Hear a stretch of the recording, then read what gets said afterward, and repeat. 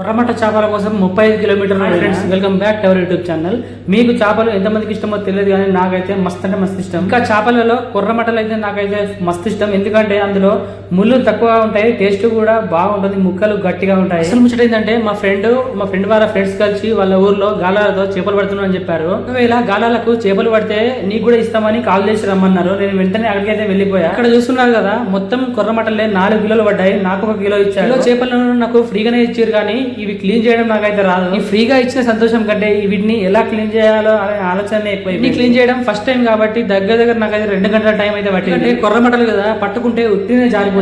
మొత్తం క్లీన్ చేసి చిన్న చిన్న ముక్కలుగా కట్ చేసి శ్రావణికి అయితే ఇచ్చిన. శ్రావణి కర్రీ చేసి పులుసు చూడడానికి బాగా వచ్చింది, కానీ టేస్ట్ ఎట్లా ఉంటుందో చూడాలి. ఏదేమైనా అన్ని చేపల కంటే కొర్రమట్టలతో చేసిన చేపల పులుసు కానీ చేపల ఫ్రై కానీ ఏకదం ఉంటుంది. ఇంకోటి ఏంటంటే అన్ని చేపల ముక్కల కంటే ఈ కొర్రమట్ట చేప ముక్క కొంచెం గట్టిగా ఉంటుంది, తినడానికి కూడా చాలా బాగుంటుంది.